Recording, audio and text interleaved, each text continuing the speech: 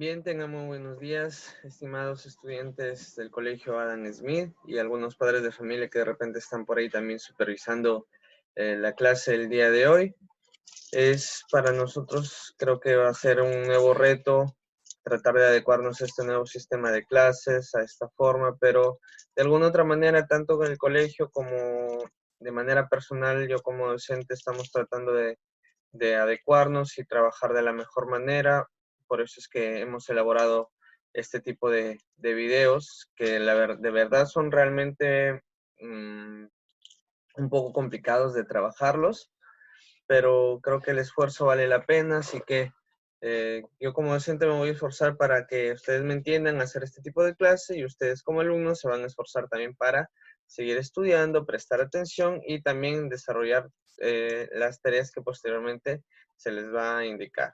Una pequeña recomendación, mientras están mirando este video, les pido que tengan una hoja o un cuaderno y un lápiz o un lapicero donde apuntar, porque si hay algo que de repente en algún momento no queda claro, no entienden, puedan pausar el video y puedan anotar su pregunta para que posteriormente me la hagan y así también poder resolverla. Entonces vamos a pasar viendo lo que corresponde a la primera semana en lo que es el curso de química. Vamos a ver lo que corresponde a lo que es la química, cómo se divide, qué es la química. Entonces, vamos a empezar por la pregunta, ¿qué es la química? Sabemos que la química es una ciencia, pero hablamos de una ciencia de tipo natural y experimental. ¿Por qué es natural? Porque lo podemos encontrar en el entorno que nos rodea. ¿Y por qué es experimental? Porque necesita ser comprobada, necesita todo concepto, toda ley o toda hipótesis que se dentro de la ciencia como química tiene que ser comprobada a través de la experimentación. ¿Y de qué es lo que se va a encargar? Se va a encargar del estudio de la materia. Y claro que la materia está compuesta por átomos. Entonces, si va a estudiar de la materia, ¿qué es lo que va a estudiar de la materia?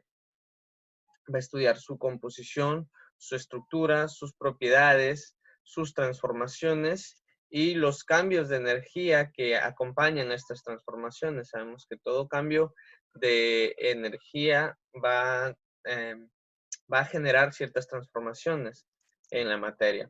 Es de ahí donde se conoce también el principio de la conservación de la masa de Lavoisier, que es la materia no se crea ni se destruye, solamente se transforma. Entonces, para un mejor estudio de la química, se ha dividido en ramas para poder estudiarla mejor. Vamos a encontrar las ramas principales son la química general, química descriptiva, química analítica y química aplicada. Todo lo que yo voy a ir explicando va a ir apareciendo acá porque posteriormente una de las primeras cosas que van a hacer es pasar estas clases o estas videoclases en su cuaderno a mano. ¿Por qué? Porque mientras creo que más se escriben los conceptos, más se escribe la teoría, más también se les va a retener en la cabeza y así podemos aprender más. Entonces, aquí están las ramas que les dije, la general, la descriptiva, la analítica y la aplicada. Y claro que cada una de ellas también tiene sus divisiones. Pero empezando por la química general. ¿Qué estudia la química general?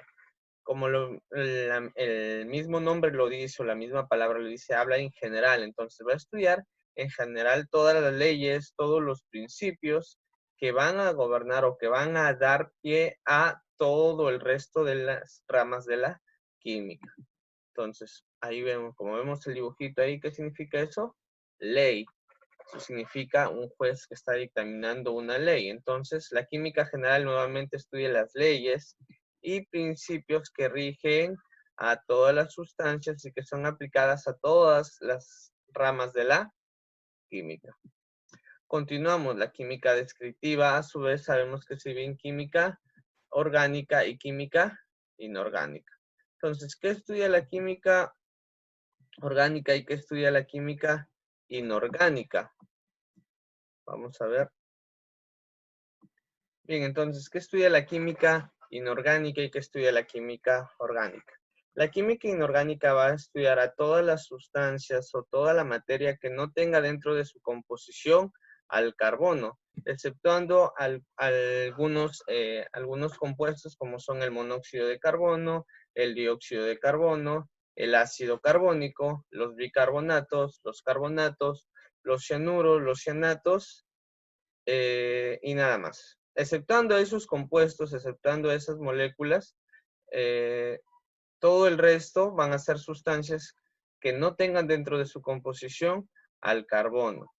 ¿Sí? Entonces, la química inorgánica, como su mismo nombre lo dice, también se va a encargar del estudio de la materia inerte o de la materia inanimada o de la materia no viva.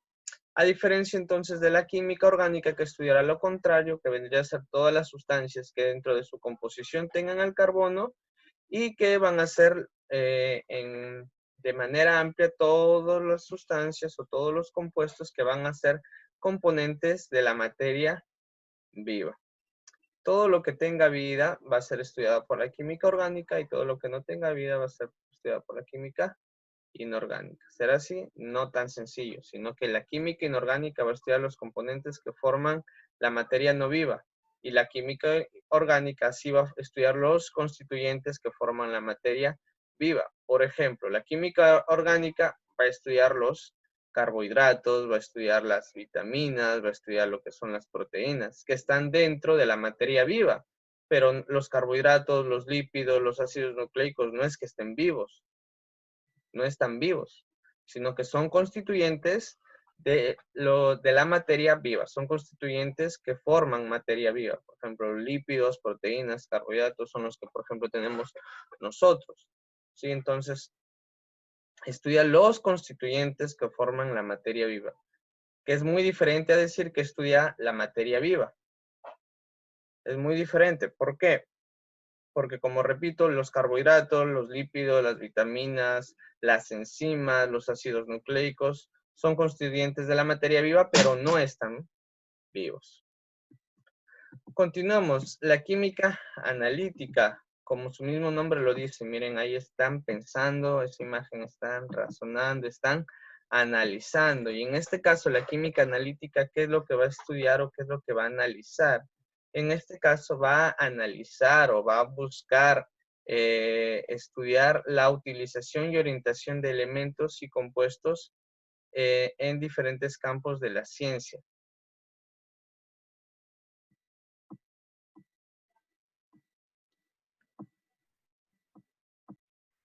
Perdón, hay una pequeña equivocación.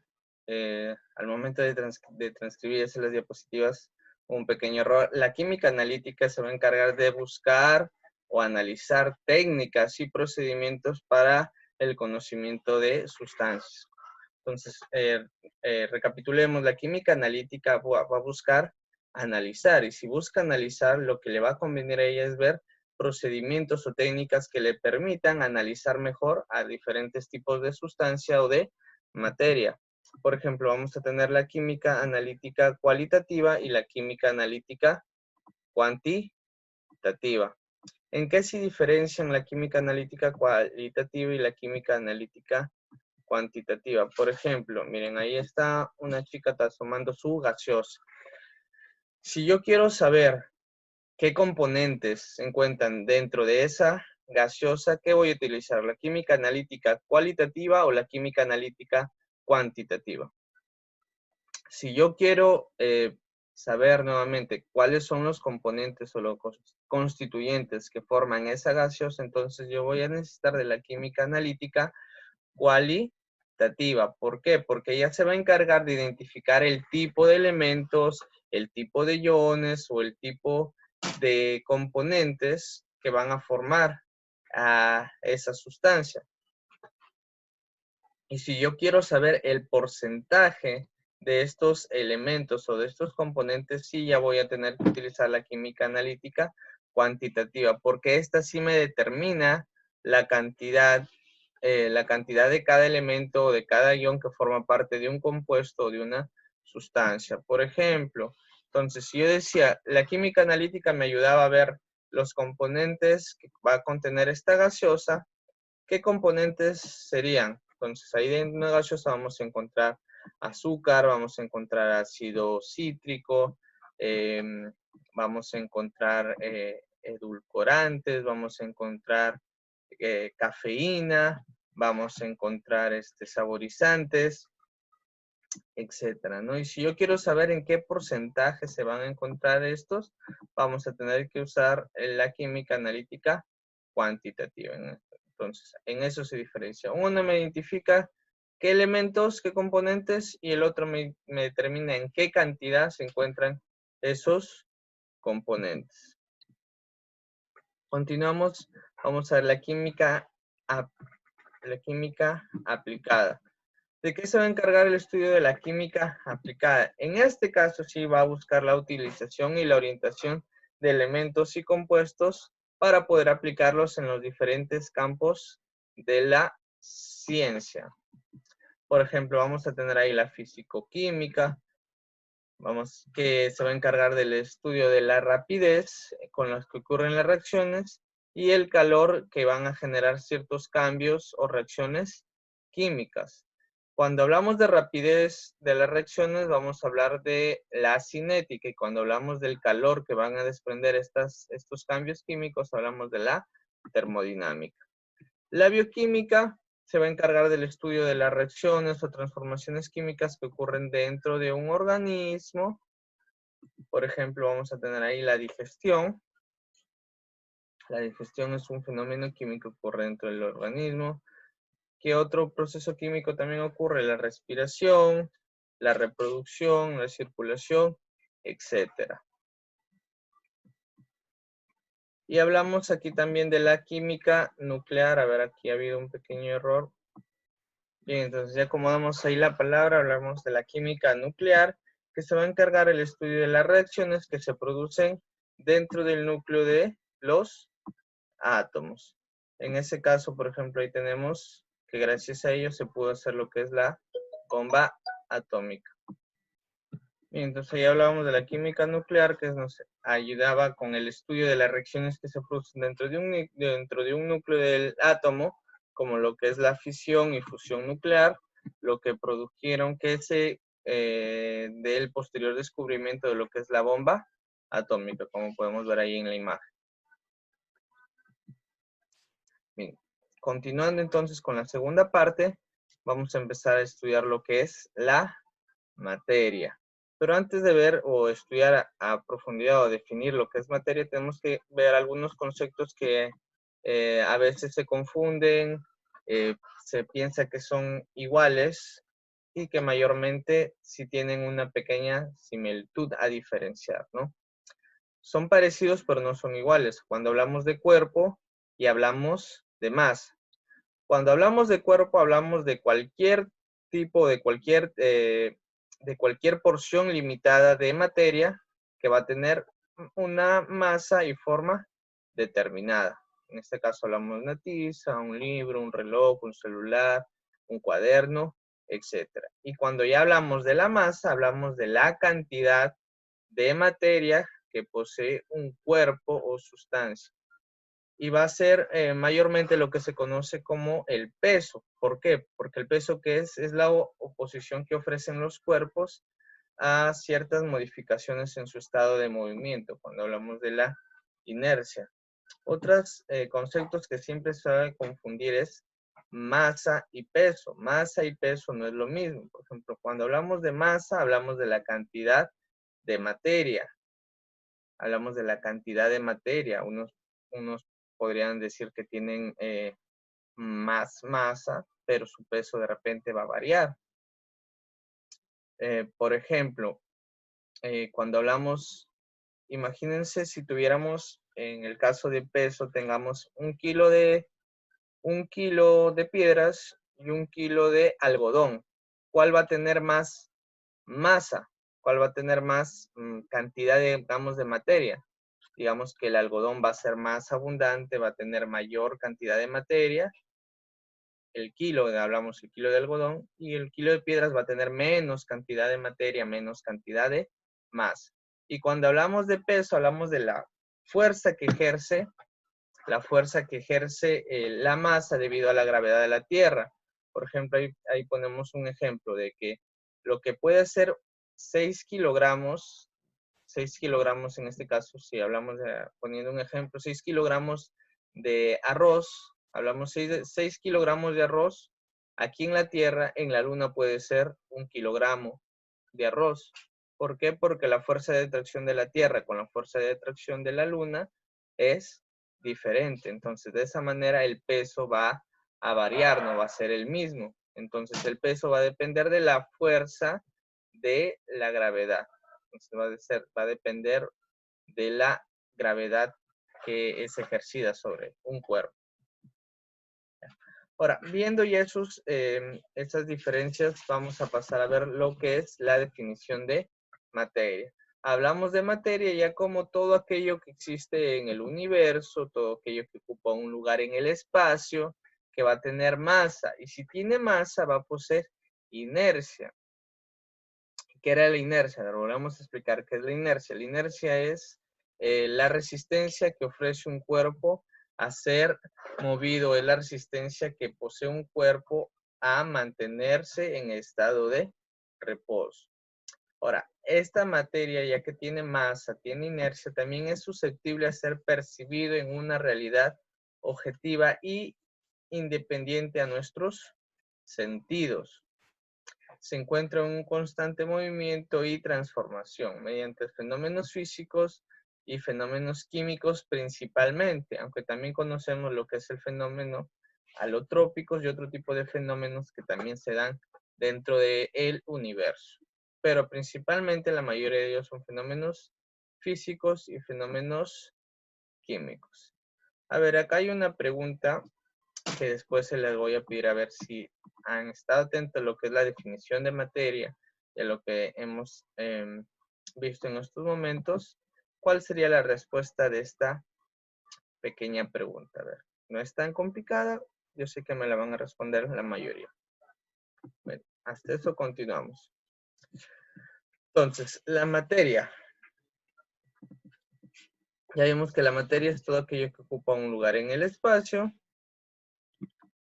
Ahora vamos a ver. Bien, continuamos viendo lo que es la división de la materia. La materia se va a estudiar de dos maneras. Conocemos la materia en el universo que se comporta de dos maneras, como materia condensada o materia disipada. ¿Qué es la materia condensada? Tiene diferentes nombres, se le conoce con diferentes maneras. Se le llama materia sustancial, materia condensada, materia concentrada, materia común o materia propiamente dicha, simplemente. Y que esta materia tiene masa tanto en estado de reposo como en estado de movimiento. Estando en reposo, estando en movimiento, va a poseer masa. Esta materia está conformada por átomos y todo aquello que tenga una velocidad menor y toda aquella materia que tenga una velocidad también menor a la velocidad de la luz. Y la otra característica que tiene es que esta materia sí es percibida a través de nuestros 5 sentidos, es percibida a través de nuestros 5 sentidos. Vamos a tener ahí, por ejemplo, ciertos elementos de la tabla periódica, los ríos, los mares, el aire incluso, que el aire no lo podemos ver, pero sí lo podemos percibir a través de nuestros sentidos, las estrellas, la galaxia, o todo lo que mayormente nos rodea, ¿no? Pero que es percibido a través de nuestros sentidos. Y la materia disipada, que también la conocemos como energía. O también se le llama materia no sustancial. Bueno, si la materia condensada se le llama sustancial, a la materia disipada se le va a llamar no sustancial. Ahora, ¿en qué se diferencia también con la materia condensada? Que esta va a poseer masa solamente a la velocidad de la luz. No tiene masa en estado de reposo, solo la tiene en movimiento. Y este movimiento tiene que ser igual o mayor a la velocidad de la luz. La materia condensada, recordábamos que estaba formada por átomos, esta está formada por cuantos de energía. ¿Qué ejemplos vamos a tener acá? Sí, vamos a tener los ejemplos de las radiaciones electromagnéticas, las ondas de luz, las ondas de radio, las ondas de televisión, las ondas de radar, rayos infrarrojos, ultravioleta, rayos X, rayos cósmicos, etcétera. Entonces ahí tenemos la materia acá condensada formada por átomos y la materia disipada acá formada por cuantos de energía. Continuamos, continuando vamos a ver lo que es, vamos a centrarnos en este momento, vamos a partir de hablar de lo que es materia condensada y vamos a ver sus propiedades.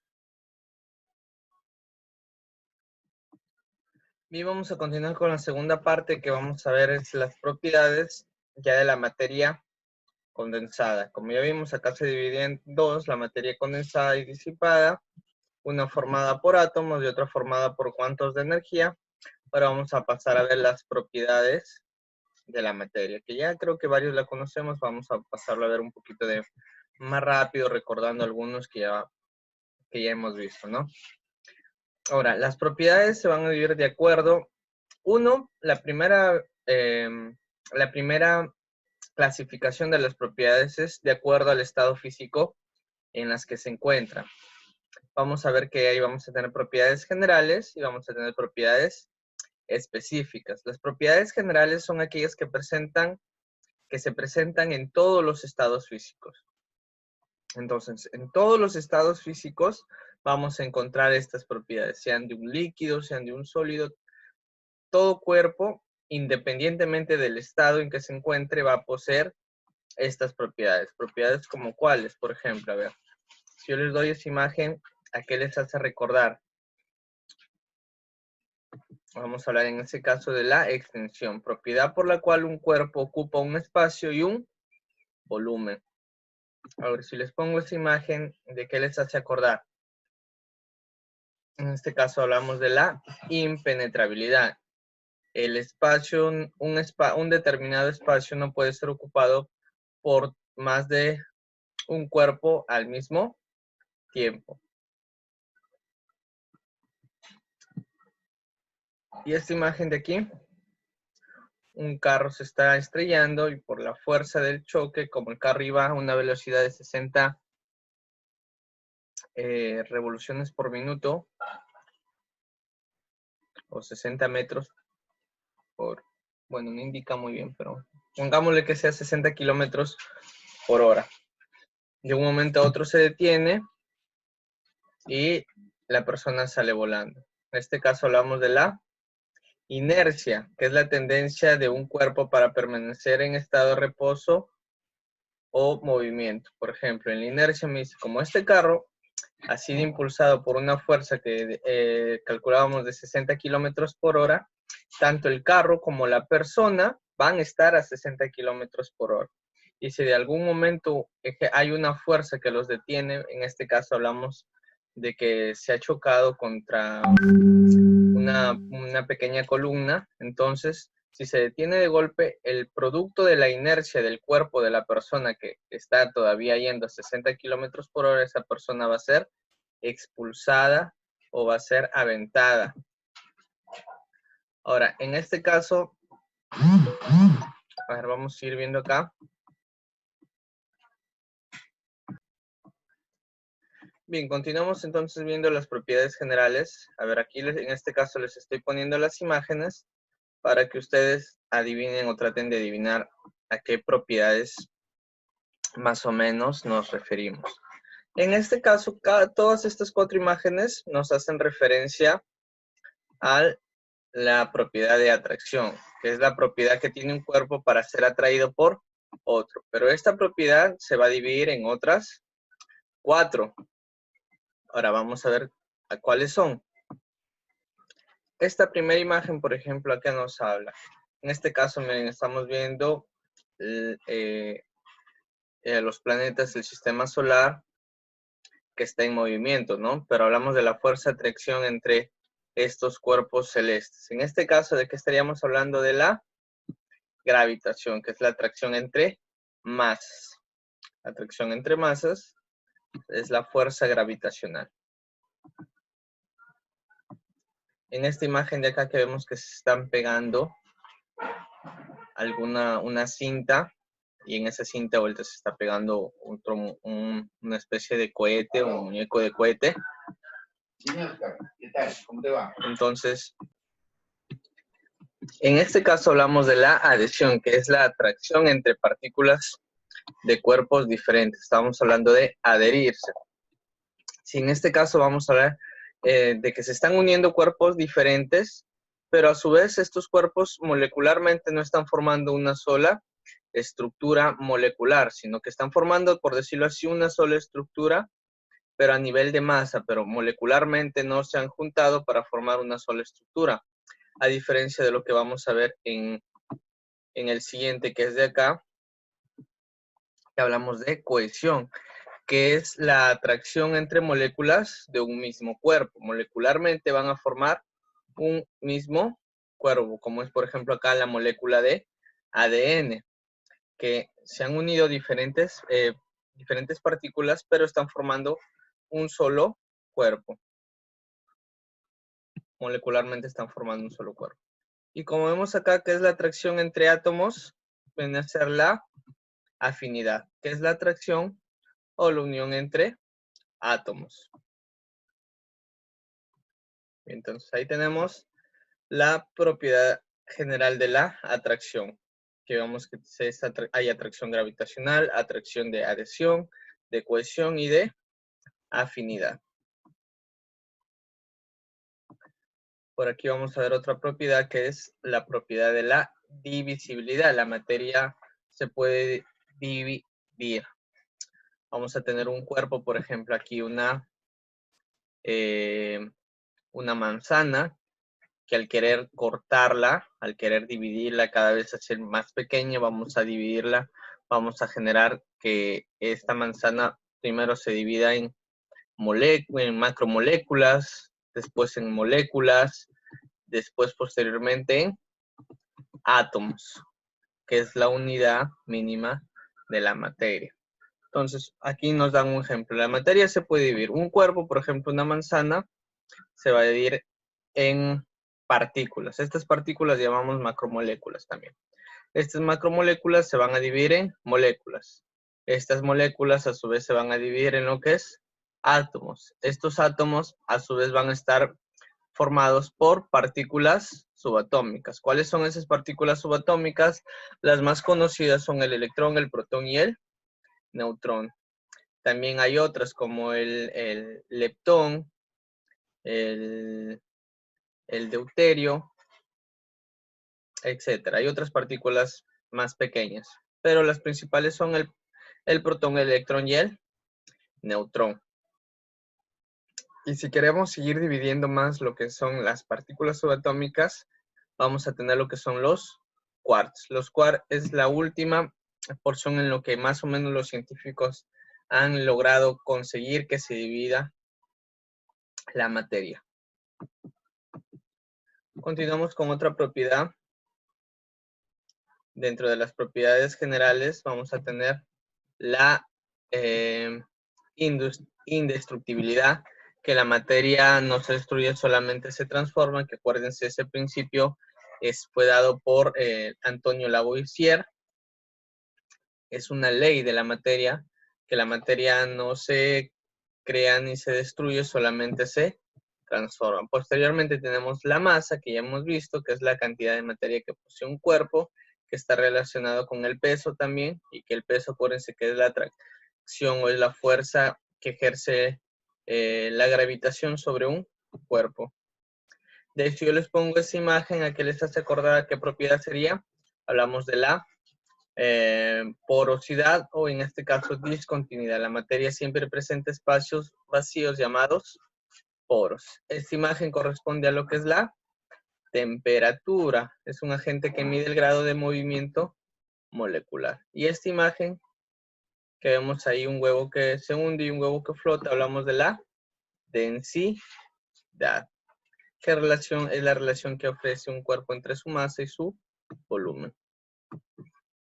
Ahora vamos a ver lo que son las propiedades específicas. Ya vimos las propiedades generales, que eran las propiedades que no dependían del estado en que se encuentren. Ahora, las propiedades específicas intensivas o particulares sí dependen del estado físico en que se encuentre. Por ejemplo, vamos a tener propiedades de un sólido, que es la tenacidad, que es resistencia que presenta un cuerpo a ser roto o a ser quebrado. Tenemos la dureza, resistencia de un cuerpo a ser rayado. Siempre hay una confusión en esto, lo que es tenacidad y dureza. Tenacidad es resistencia a ser roto o quebrado, y dureza es resistencia de un cuerpo a ser rayado. Generalmente se tiene la idea equivocada, que por ejemplo el diamante es muy tenaz, pero el diamante no es tenaz, sino es duro. Por ejemplo, el diamante sí se puede romper a través de un golpe fuerte. En cambio, por ejemplo, cuando hablamos de un elemento que sí es realmente tenaz, que es el titanio, por ejemplo, no se puede romper con facilidad, a diferencia que el diamante, al ser solamente duro, o sea que el diamante sirve para cortar o rayar cualquier otro compuesto, sí es más frágil a ser roto o quebrado. Por ejemplo, aquí ahorita vamos a ver un video con respecto a eso.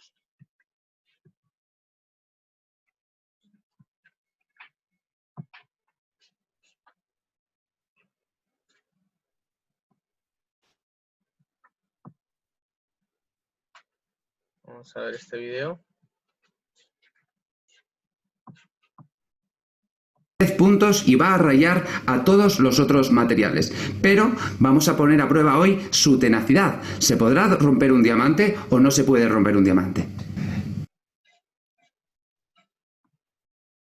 Porque vamos a hacer una prueba muy especial a este diamante que tenemos aquí con nosotros. Todos sabéis que el diamante es lo más duro de toda la naturaleza y efectivamente en la escala de dureza de Mohs es el material mineral más duro, tiene 10 puntos y va a rayar a todos los otros materiales. Pero vamos a poner a prueba hoy su tenacidad. ¿Se podrá romper un diamante o no se puede romper un diamante? Lo primero que voy a hacer para determinar que esto es un diamante es lo voy a coger y voy a hacerle esta prueba con la máquina. Si se pone en verde quiere decir que es un diamante. Lo voy a poner así para que lo veáis bien y vamos a ver, efectivamente veis que es un diamante. Lo voy a hacer otra vez. Ahí lo veis.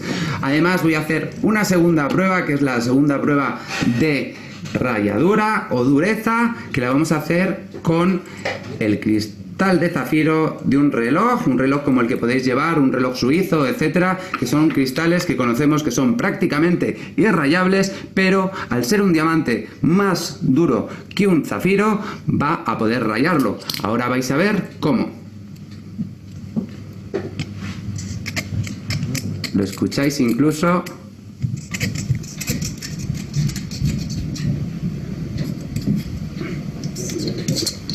Y ahí podéis ver que efectivamente esta piedra es un diamante y que lo hemos rayado, lo hemos podido rayar. Bueno amigos, ya ha llegado el momento, estoy súper nervioso, vamos a hacer el test definitivo. Vamos a ver si el diamante aguanta golpes muy fuertes que le vamos a dar con este martillo. Es algo que no quiero que hagáis ninguno en casa, yo es la primera y última vez que voy a hacer, pero quiero enseñaros cuál es su tenacidad y efectivamente si un martillo podría romper un diamante.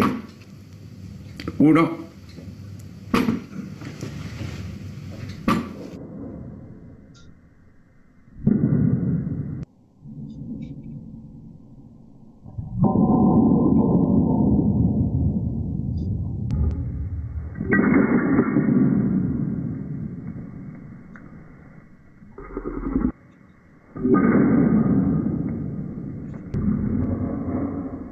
Ahí habéis visto que un diamante se puede romper y que aunque un diamante es para siempre y lo podemos usar todos los días, nunca debemos darle martillazos ni darle golpes muy fuertes. Ya sabéis la diferencia entre dureza, que es la dureza en el rayado, y tenacidad, que son la dureza ante los golpes secos. Y bueno amigos, recordad.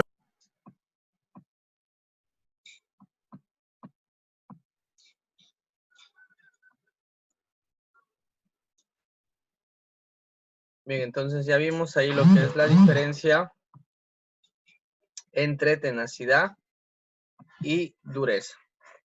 que por ejemplo siempre se confunde con el diamante, que el diamante es tenaz, pero el diamante solamente es duro porque sí puede ser roto o quebrado. Y si queremos hablar o tener un ejemplo de algo que sea tenaz, vamos a tener por ejemplo el titanio, que es uno de los elementos más tenaces, que ofrece gran resistencia a ser roto o a ser quebrado. Y hablamos de la maleabilidad, propiedad por los cuerpos pueden estirarse y formar láminas delgadas, como tenemos acá por ejemplo. La elasticidad, propiedad por la cual un cuerpo puede deformarse y recuperar su forma original, que es lo contrario a plasticidad, que es la propiedad por la cual un cuerpo puede estirarse pero no recupera su forma original. Plasticidad, acuérdense. La ductibilidad, que es la propiedad por la cual los cuerpos pueden estirarse en forma de hilos. Y el punto de fusión o congelación, que es la temperatura por la cual temperatura a la cual la velocidad con que las moléculas de un sólido pasan al líquido y viceversa también. Ahora aquí vamos a ver otras propiedades específicas. Por ejemplo, acá hablamos de las propiedades específicas de un líquido, por ejemplo. La que corresponde a esta imagen de acá, la primera, viene a ser la de tensión superficial, que son las fuerzas de atracción entre las moléculas que hacen que en la superficie de un líquido se contraigan. Es por esta propiedad que, por ejemplo, este reptil que vemos acá, que se conoce con el nombre de basilisco, puede correr sobre el agua. Si ven acá, está corriendo sobre el agua. Aquí, por ejemplo, esta imagen de aquí corresponde a lo que es la viscosidad, que es la resistencia que presentan los fluidos al movimiento de los cuerpos en su interior. Por ejemplo, acá tenemos un vaso de aceite, acá un vaso de agua, y se está introduciendo una moneda. Si ven ustedes, la moneda cae mucho más rápido en el vaso de agua que en el vaso con aceite. ¿Por qué? Porque al ser más viscoso va a presentar una resistencia en el fluido hacia el movimiento. Y en la imagen de acá que corresponde a la ebullición.